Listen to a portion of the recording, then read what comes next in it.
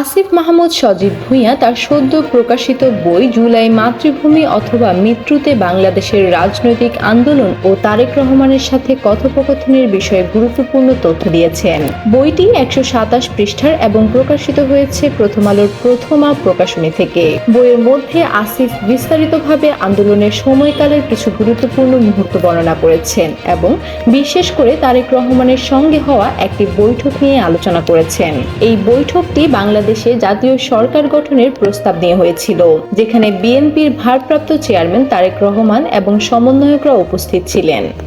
বইয়ে আসিফ উল্লেখ করেছেন যে সমন্বয়করা বিএনপির নেতাকে জাতীয় সরকার গঠনের জন্য প্রস্তাব দেন, যেখানে সরকারটির ৫০% রাজনৈতিক দলের এবং ৫০% সুশীল সমাজ ও শিক্ষার্থীদের প্রতিনিধির মাধ্যমে গঠিত হবে। তবে তারেক রহমান সরাসরি এ ধরনের সরকারের অংশ হতে অস্বীকৃতি জানান। তিনি প্রস্তাব দেন যে একটি তত্ত্বাবধায়ক সরকার গঠন করা উচিত এবং ৩ মাসের মধ্যে নির্বাচন দেওয়া উচিত।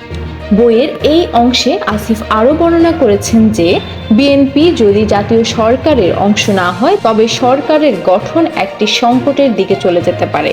এই বৈঠক শেষে সমন্বয়করা বিএনপির মনোভাব বুঝে যান এবং তারা বুঝতে পারেন যে বিএনপি কখনোই জাতীয় সরকারের অংশ হবে না।